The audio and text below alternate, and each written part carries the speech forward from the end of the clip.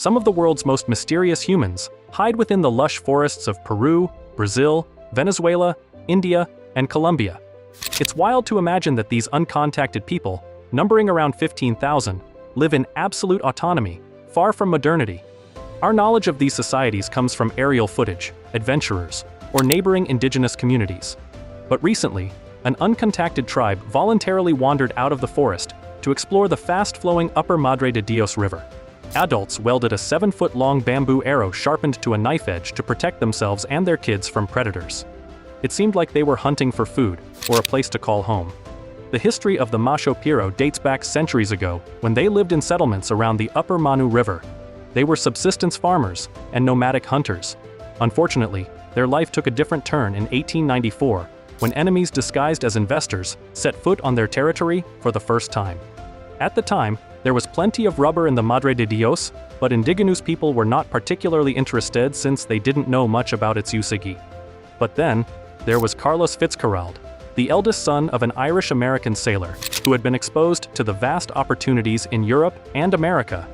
By age 30, he had accumulated so much wealth that he built a luxurious 25-room riverside mansion. But this was never enough. The expansion was vital to securing his wealth. He thought Peru was the perfect investment destination, so he set out to make his mark. He exploited the natives to cultivate rubber in their soil, and by the 19th century, he became an established rubber baron. It was the rubber boom in the Amazon basin, so other ambitious business tycoons worked tirelessly from all parts of Peru to export as much as possible. They brutalized the jungles of Ecuador, Colombia, Brazil, and Peru. The 19th and 20th centuries saw scores of people pouring into the Amazon to source the best rubber to supply to the US and Europe's growing car and bicycle industries. Carlos and his team discovered a passage between the Mishagua River, a tributary of the Urubamba, and Manu, a Madre de Dios River tributary. He hacked through the jungle using thousands of indigenous laborers to build a track. These routes facilitated the movement of rubber from Peru to Europe and America. Sooner than later, his presence created a rift between the Yin and Mascho Piro natives, who were previously neighbors. While the Yin tribe was loyal and worked in his rubber plantations, Machos fled into remote areas to evade arrest. Those captured were arrested, murdered, flogged, or chained like wild beasts. Decades have passed since the invasion, but the runaway tribe remains isolated, rejecting all forms of communication with outsiders. Today, they live in the Ucayali, Upper Puris region of southeastern Peru and Manu, famous for its fascinating flora and fauna. Because their huts are made of palm leaves, they retreat to the interior rainforest during the rainy season and return home in summer. The community features an ethnic mix of Harakambut and Yine, who were once their neighbors before the explorers arrived. Intermarriages are allowed among all three groups. Isolated people in Peru are protected under a 2006 law prohibiting contact with them. Still, adventurous people like Chaco Flores abandon the comfort of civilization to live in a vast jungle surrounded by miners, illegal loggers, and narco-traffickers. It's like diving into a movie set in the Amazon rainforest. This young man didn't mind the humidity and extreme conditions, provided he interacted with his new friends. Chaco immersed himself so much in the culture that he took a Piro woman for a wife and spoke her dialect fluently. He adapted to the Mashco ritual greeting of hugging visitors and feeling their hands on the clothing to ascertain their gender. He giggled whenever they approached him and was never offended by this ritual. Chaco graduated into a self-appointed intermediary between Mashco and the neighbors in no time. In 1982, he and some Piro Confederates captured a Mascho Piro man and his son. They bound him and brought them to another village, trying to convince them of the benefits of civilization. The pair blatantly refused any conversation, water, food, or drink. They wanted to return home to their families, making the mission a failure. Chaco was not deterred. He tried again a few years later. This time, he guided a group of anthropologists, Kim Hill and Hilliard Kaplan, leading them into the region to study the tribe's abandoned campsites. On most of those visits, he didn't leave without gifting them pots, machetes, knives, pans, and enticements. Still, they remained adamant. But in 2011, his relationship with the tribe soured. One day, they beckoned on him while he was at the riverbank, but he unknowingly ignored them. Little did he know that this innocent act sparked a fire of vengeance within them. A week later, he was attacked on his vegetable farm with a bamboo arrow piercing his heart. The attackers disappeared into the Amazonian backwaters, as if nothing happened. Their attitude to his death proved they desired to be left alone. When a group of explorers arrived at the village 3 days later to inquire about Chaco's death, they were greeted with shocking revelations. They were curious to know what had happened, since Chaco was more than a friend to the community. Some said a section of Mascho Piro distrusted him due to his interactions with outsiders. Others alleged that illegal loggers stirred up hostility in their minds. News of Chaco's death spread like wildfire, with neighboring communities fearing for their safety. Months later, the news subsided, and life in the Amazon resumed as usual. However, this was only the beginning. A new wave of invaders paid a visit, particularly Christian missionaries who knew about Chaco but were undeterred. Preparations for the trip took months, after which they boarded the next available vessel to the remote village. They were stunned by what they saw. It felt like déjà vu to find naked adults living in solitude, walking past shallow waters towards them. Males were square-jawed and had an athletic build with an erect posture. They were adorned in a yellowish piece, covering only the lower body, while the upper part was bare. Meanwhile, women had long, thick hair and wore woven bark on strings around their waists to protect their genitals, but their bottoms were bare. The tribe lacked basic amenities like running water, electricity, and medicine. Researchers say the Mascho Piro have a unique social code, including kidnapping women and children from other tribes. Of course, the Amahuacas did not allow strangers to upturn their traditional way of life. If you thought the missionaries were the worst thing to happen to this tribe, hold your breath, because this is just the tip of the iceberg. Peru's uncontacted Piro tribe faces the real threat of exploitation by human safaris.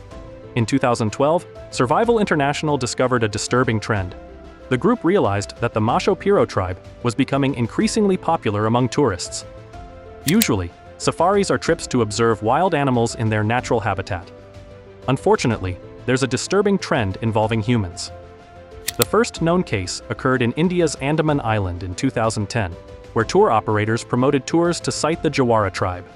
This tribe last had contact with the outside world in the late 1990s, after which little or nothing was heard about them. The companies started offering tailor-made programs for only a few lucky tourists to catch a glimpse of uncontacted natives. When the news of the human safari went viral, a spokesman for Peru's National Protected Areas Department CERNAMP urged citizens to steer clear of the community. Ironically, tour guides are flouting this advice, believing there are no consequences. An independent researcher from The Observer was curious to know how the tour guides operated in the area, so he contacted them anonymously with specific requests to see the tribe. One guide casually told him that seeing the uncontacted tribe was not 100% guaranteed, but if he was lucky, he could see them. Another added that the best time to see the natives is towards the end of the dry season, when turtles start laying their eggs along the riverbank. Anthropologists say tour operators allow tourists to take pictures of the natives, as they'll do for jaguars. The Peruvian culture minister excused the illegality, saying that park rangers cannot keep the entire Manu Park under surveillance because it is roughly 1.5 million hectares. These unwarranted encounters put the Mascho Piro natives at risk of contracting deadly diseases. The people lack natural immunity to Western illnesses like measles and influenza. We've heard about tragic scenarios of invaders infecting an entire village. Remember that in the mid-1980s, human-carried germs wiped out half of Peru's Yora tribe after illegal loggers penetrated the forest. They were first infected by influenza, then with pneumonia and other secondary infections. Older adults perished, and kids followed suit. Subsequent study later revealed that around 300 people, accounting for 50% of the population, died in the onslaught. In the wake of these needless deaths of uncontacted tribes, Patricia Balbuena, former Deputy Culture Minister of Peru, called for immediate action by the authorities to safeguard and prevent the negative consequences of uncontrolled contact. With an annual budget of only $600,000, can the Peruvian government prevent the Mascho Piro tribe from succumbing to modern diseases? How well can the government protect this group? The major tension in the Alto Purus Park area is not of missionaries, regular loggers, or explorers, but the government themselves. Building a highway through the country's biggest national park is one way to shut out isolated tribes from the earth. The road will cut through Purus Communal Reserve and the Madre de Dios Reserve. The Altos Purus Park is home to at least 2 uncontacted tribes, some of which have been captured wandering out to the beach. Did you know that over 70% of the Peruvian Amazon has been leased to oil companies? most of which are regions inhabited by uncontacted tribes. Oil exploration is hazardous because it opens up these remote areas to loggers, who jostle for the world's last commercially viable mahogany reserves. 90% of the timber felled here is exported to the US. These companies create roads for exploration teams to enter, exposing natives to outsiders who sometimes seek to hurt them. The repercussion of migration is seen in the several attacks on neighboring communities. The onslaught continued to other parts of the Amazon forest. Back in 2016, tragedy struck in the remote headwaters of Manu River. A young man was shot with an arrow by a member of the Mascho Piro tribe. The attack occurred while he shared food with members of the tribe. The victim was a member of an evangelical mission that migrated to the Alto Purus in the early 2000s to build a relationship with the tribe. He was transported by boat and plane to a hospital in the city to be treated. It was a devastating blow, but the consequences of these clashes continue to resonate.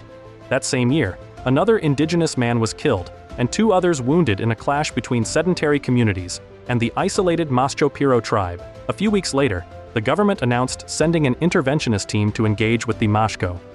The delegates were drawn from the Department of Native Isolated People, a sub-office of Peru's Ministry of Culture. The threat of violence in the area left them with no choice but to take charge of the situation. Notice the pattern in all violence cases. They fall into 2 broad categories.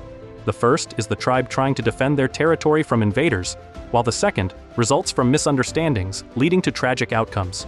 Most times, the villagers whose lands have been invaded strike first without understanding their intentions. So what is Peru's Ministry of Culture doing to prevent these attacks? Well, in 2006, lawmakers passed a law prohibiting contact with isolated people, mainly for their well-being. The law protected over 5,000 uncontacted tribes in the Peruvian rainforest. Unfortunately, there's currently a bill to modify the 2006 law. The proposal transfers the responsibility of protecting isolated people and authority to create new reserves from Peru's culture ministry to regional governments in the Amazon. If passed into law, this bill would strip the Mascho Piro tribe of their fundamental human right to voluntary isolation and other perks they currently enjoy. The Mascho Piro have clarified doubts with their recent sightings. They've made it pretty clear that they don't want to mingle. They are happy hunting, building homes, and exploring the lush Amazon forest. Despite the government's denial, the issue has become a topic of vigorous media coverage. What's the point of creating reserves for uncontacted groups if you let loggers and oil companies have a field day?